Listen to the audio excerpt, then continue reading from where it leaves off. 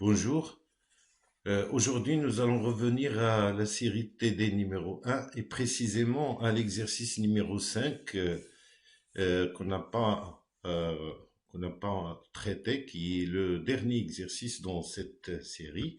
Eh bien, l'objectif de cet exercice, c'est de démontrer une propriété universelle pour les polynômes de Lagrange, de la base de Lagrange, associés à un certain nombre de points deux à deux distincts. Donc, soit n plus un point ou réel, d'accord, point, deux à deux distincts et qui sont donc t indice 0, etc. jusqu'à t indice 1. Donc t indice 0, t indice 1, et etc. jusqu'à t indice n. D'accord? Donc, deux à deux distincts. Alors, on a donc stigma des LK. Donc, stigma des LK, K variant de 0 à n, des L indice K de T, c'est toujours égal à 1. Donc, c'est ça l'objectif de cet exercice. Donc, où, voilà, où L0,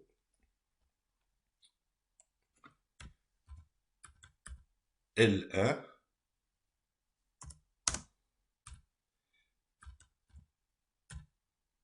etc., Ln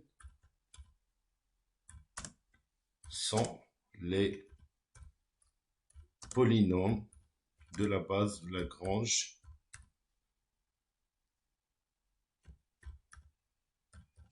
associés au réel précédent de la base de Lagrange et qui sont associés au réel précédent.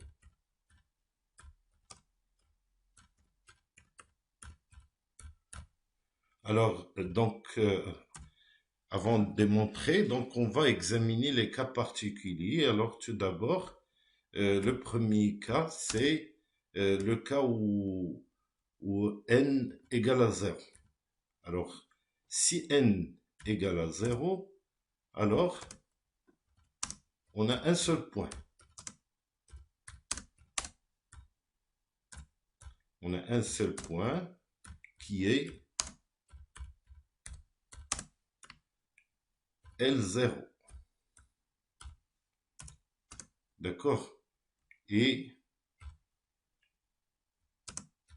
n, dans ce cas, on a n égale à 0. C'est-à-dire qu'on travaille dans l'espace R indice 0 de x. Et alors, on sait que la dimension de R0 de x, c'est égal à 1. D'accord? Parce qu'on sait que la dimension de Rn de x égale 1 R. Alors, R0 de x, c'est quoi? R0 de x, d'accord? Et l'espace, alors l'espace vectoriel des polynômes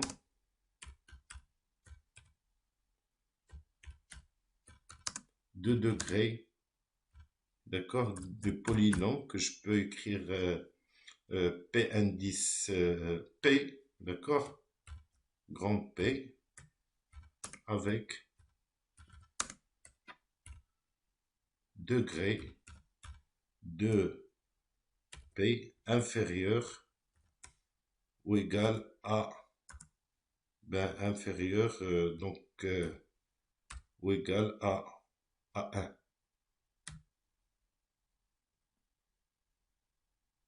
Non, inférieur ou égal à 0. Voilà. Donc c'est espace vectoriel parce que c'est R0. C'est-à-dire que ce sont donc les réels.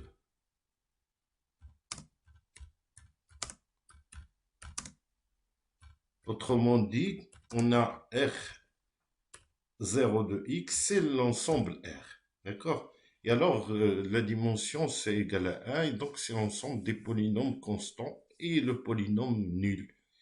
Et donc, la base de Lagrange est constituée d'un seul polynôme, c'est-à-dire une seule constante, on sait dans R, donc un seul polynôme constant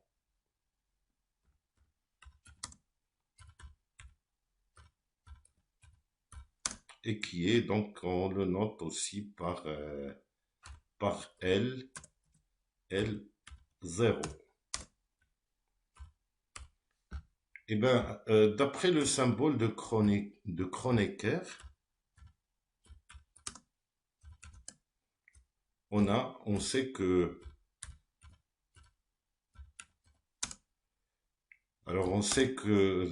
L0 de T0, donc c'est-à-dire que ici j'ai un seul point, pas L0, mais T0, voilà. J'ai un seul point T0, donc L indice 0 de T indice 0, ça doit être égal à 1. Or, il est le seul. Donc, c'est-à-dire que, puisque c'est l'ensemble des polynômes, c'est un polynôme qui est constant, donc ceci entraîne que L0 de T égale à 1. Donc la propriété est vérifiée ici pour un seul polynôme parce que le polynôme de la base de Lagrange, c'est exactement égal à 1 dans le cas où on a un seul point. Alors, deuxième cas, on peut regarder ce qui se passe dans le cas de 2 points. Alors, 2 points que je prends, T0, T indice 0, et alors, qui est différent de T, que je prends différent de T indice 1, alors on a,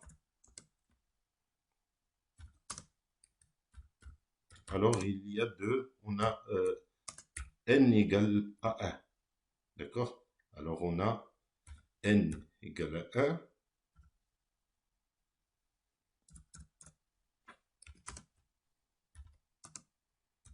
et alors on est dans l'espace R indice 1 de X, R indice 1 de X, et à R indice 1 de X, c'est l'espace vectoriel.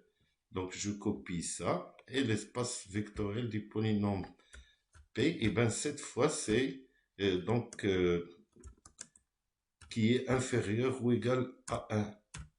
Et on a aussi la dimension, d'accord? Donc dimension de R1 de X,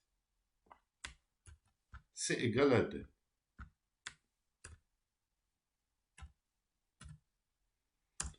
D'accord? Donc, ce qui fait que la base de Lagrange est constituée, puisqu'on a la dimension égale à 2, la base de Lagrange est constituée de 2 polynômes qui sont L0 et 1. Et on sait que le degré, d'accord, degré de L0 égale degré de L1 égale à 1, c'est-à-dire égal à n. D'accord? Ça, on l'a vu dans la théorie générale. Donc maintenant, si je calcule L0 de x, de t, eh ben, je sais que c'est égal à t moins t1 et divisé par t1 t0, pardon, donc moins t1. Et bien la même chose pour L1 de t. Alors L1 de t, c'est, donc je colle ici et donc je la change. Alors L1 de t, et bien ça va être le contraire. Donc t moins t0 et t1 moins t0. D'accord?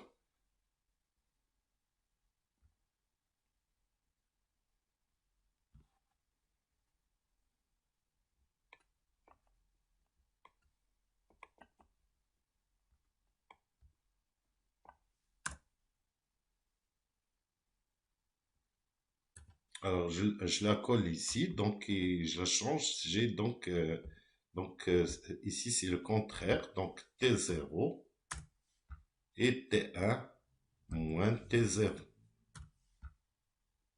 Voilà. Et alors, on peut vérifier, donc en passant, on peut vérifier le symbole de Kronecker. Par exemple, ici, pour T égale T1, c'est 0. Pour T égale T0, c'est T0 moins T0 sur T0 moins T1 sur T0 moins T1. C'est la même chose ici. Si je prends T égale T1, c'est T1 moins T0 sur T1 moins T0, c'est 1. Ici, je prends T égale à T0, donc j'ai T0, donc j'ai dit voilà, si je prends donc LI, TJ, si je prends LI, TI, c'est 1, si je prends LI, TJ avec I différent de J, c'est 0. Donc ça, c'est démontré dans le cas général. Alors maintenant, je vais vérifier donc la propriété, donc L0 de T, la propriété qu'on veut démontrer. Et alors ici, c'est L1. Voilà. L1. Donc L1 de T, eh bien, c'est égal à T0. Là, T0, donc T moins T1 sur T0 moins T1. Et la même chose ici, T moins T0 sur T1 moins T0. D'accord? Alors donc, je calcule. Et donc, c'est égal à 1. D'accord? Donc, déjà, pour pour le cas n égale à 0, n égale à 1, ça marche. Alors maintenant, le cas général. Le cas général, eh ben, il faut le démontrer, bien sûr. Eh ben, le cas général, donc, donc, il y a deux méthodes. Alors, première méthode, c'est la méthode algébrique. Donc, première méthode, donc je mets A, méthode algébrique.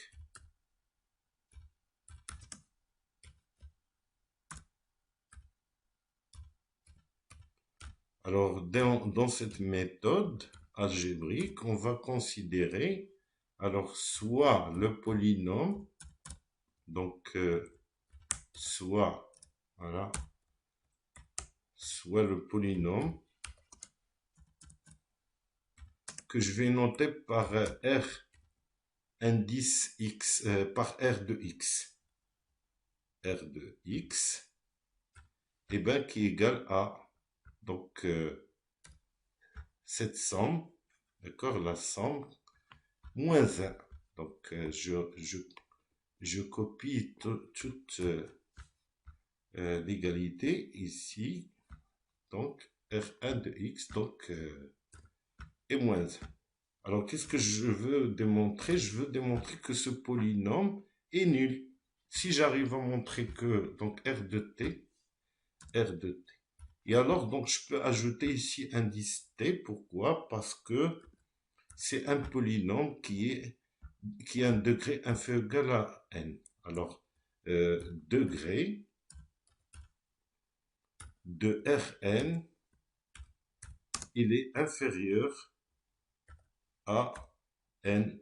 Et bien pourquoi? Parce que on a une propriété algébrique qui dit que si on a deux polynômes, P et Q, alors le degré de P plus Q, il est inférieur ou égal à, donc inférieur ou égal à au max de degré de P et degré de Q. Donc ça, c'est une propriété algébrique. Or ici, chaque polynôme a un degré. Ici, on a une somme. On a ici 1, il a un degré qui est égal à 0. Et tous les autres, ils ont un degré égal à n. Donc, la somme va avoir donc, un degré qui est inférieur au max de n et de 1 pour chacun, parce que on ne sait pas, peut-être qu'il y a des simplifications ou donc c'est-à-dire où le degré de n il disparaît carrément. Donc il ne faut pas croire que si vous avez deux polynômes degré n, alors la somme est degré n. Vous n'avez qu'à prendre, par exemple, x au carré plus 1 et moins x au carré plus x. Donc, si vous faites ça, c'est degré 2, ça, c'est degré 2, mais le degré de la somme, c'est égal à 1. D'accord? Donc, c'est inférieur ou égal au max, parce que ici, le max, c'est 2, mais là, on a trouvé que c'est 2 qui est strictement plus petite que 2. Donc, tout ce qu'on sait ici, que le degré, donc ici, le degré de cette somme, c'est-à-dire du polynôme R indice n, il est inférieur ou égal à n. Or, donc, moi, qu'est-ce que je sais? Je sais que, donc, nous savons tous que, alors je le mets ici, ben, ça c'est, donc, on nous met comme ça, et on continue notre démonstration. Alors, donc, on a le symbole de Kronecker dont on vient de parler tout à l'heure. Le symbole de Kronecker. Eh bien, le symbole de Kronecker, qu'est-ce qu'il nous dit? Il nous dit que si je prends, par exemple, je prends T, puisque ceci est vrai pour tout T, appartenant pour tout, donc T, appartenant à R. Donc en particulier, si je prends T égal à T0 par exemple, alors en particulier, donc je l'écris ici, donc c'est un problème de rédaction, donc en particulier,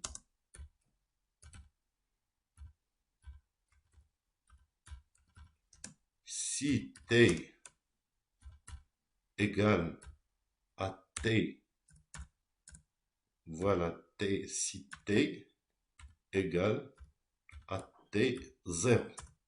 Alors, qu'est-ce qu'on aura? On aura stigma de Rn de T, donc de T0.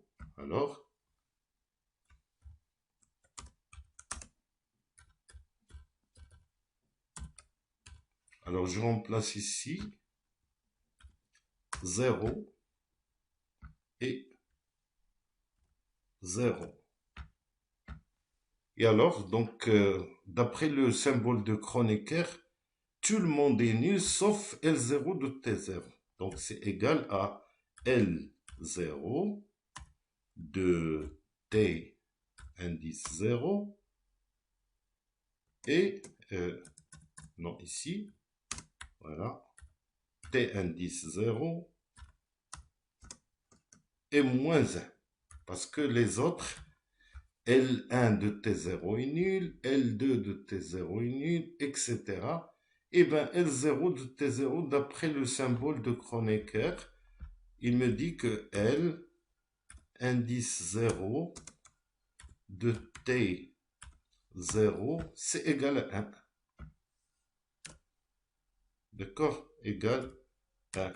Et bien, ceci entraîne que Rn de T0 est nul. Voilà. Et bien, on fait la même chose, donc même chose, donc idem pour les autres. Pour, par exemple, T, indice 1. Alors lui ici va annuler Rn, d'accord? On a Rn de T indice 1 égale à 0.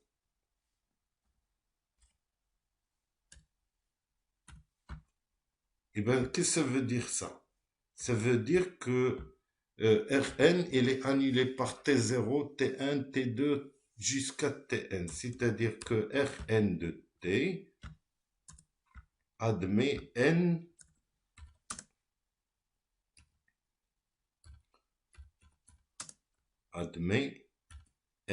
plus 1 racines distinctes.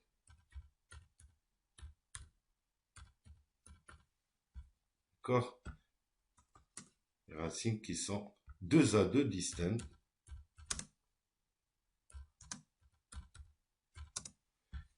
Or, son degré, degré de Rn, voilà, il est inférieur ou égal à 1. Et bien, ceci entraîne nécessairement que Rn est identiquement nul. Il ne peut pas avoir un degré inférieur ou égal à n et avoir n plus une racine distincte. Ceci, donc, entraîne que Rn, alors Rn est égal à 0.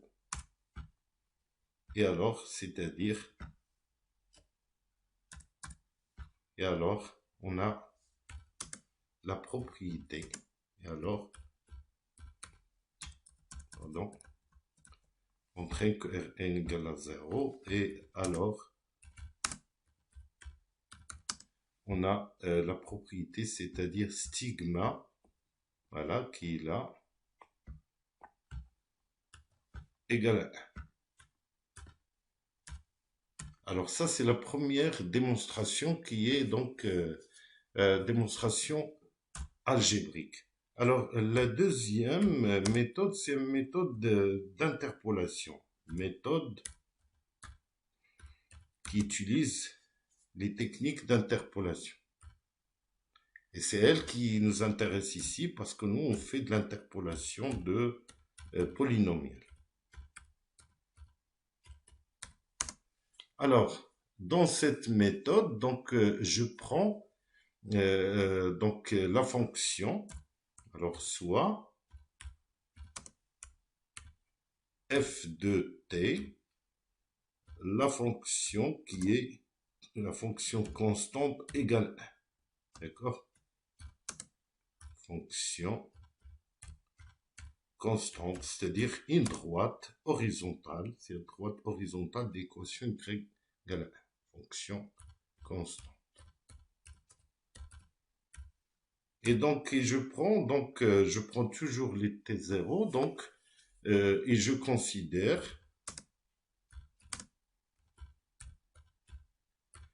donc M0, d'accord, N plus 1 nœud, M0, d'accord, M, alors, M, voilà, M1, etc., M indice N, ben, des nœuds donc, qui sont situés sur donc N plus 1 nœud,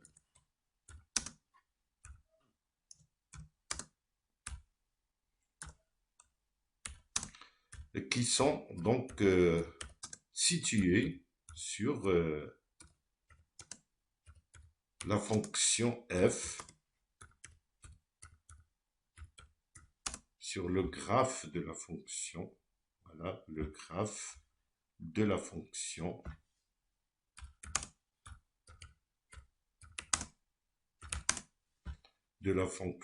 f, et ayant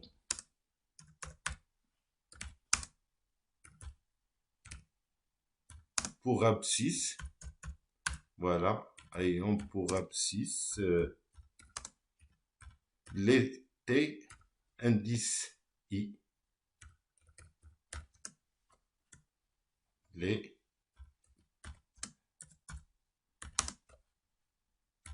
T indice I dont on vient de parler. Alors, qu'est-ce qu'on peut dire? Alors, donc on a ces points, puisqu'ils sont situés, alors comme les MI sont situés, d'accord, sont donc dans le graphe, sur le graphe de F,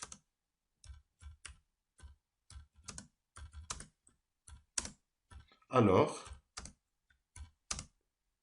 leur ordonnée, alors on a Y, d'accord, donc ici je peux ajouter, si vous voulez, donc pour bien illustrer, T indice 0 et Y indice 0, d'accord, donc Y indice 0. Et la même chose ici, M1, voilà, T1. Donc, toujours le problème de rédaction, il est récurrent dans beaucoup d'exercices. Alors, 1, c'est-à-dire qu'il faut bien expliquer ce qu'on est en train de faire, d'accord? T indice N et Y indice N, voilà.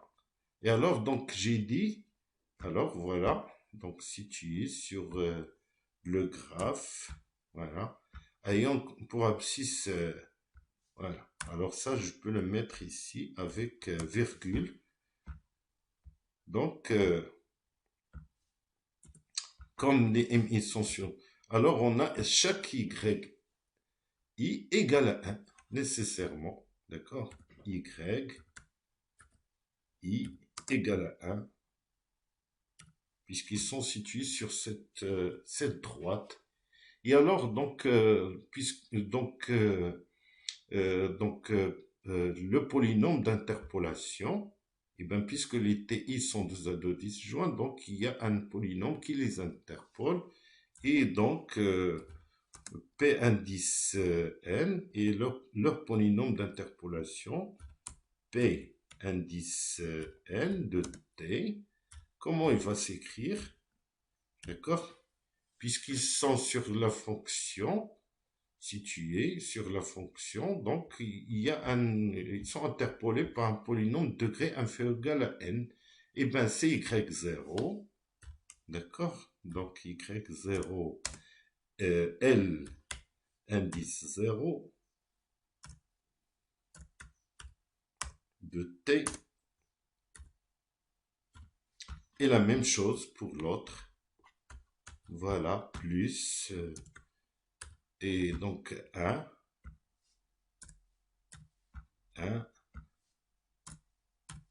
et plus, donc, etc.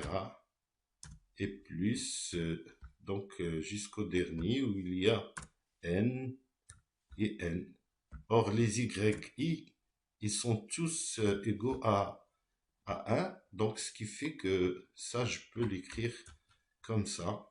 Donc, c'est égal, voilà, y0, donc j'enlève parce que c'est 1, voilà, et l'autre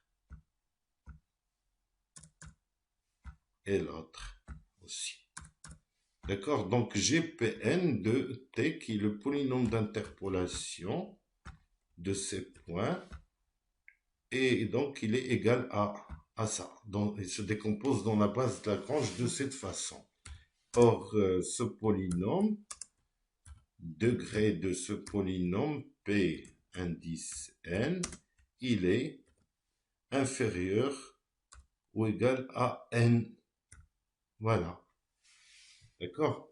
Maintenant, si on regarde la fonction elle-même, et bien la fonction f, c'est une fonction qui est, la fonction f est une fonction qui est donc un polynôme, elle aussi. Alors, or, la fonction f est elle-même un polynôme degré égal à 0.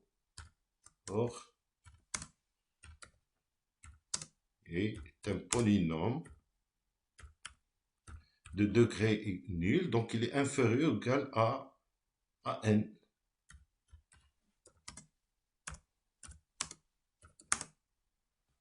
Degré égal à 0. Voilà, égal à 0. Donc, nécessairement, par unicité, donc, par unicité,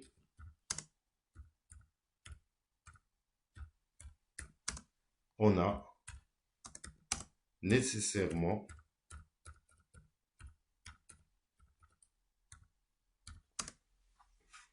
ceci, Pn égale à 1, à f. Donc, nécessairement Pn égale à f de t égale à f de t égale à 1. Et alors, donc, ceci achève la démonstration parce que j'ai L0 plus L1 plus Ln égale à 1.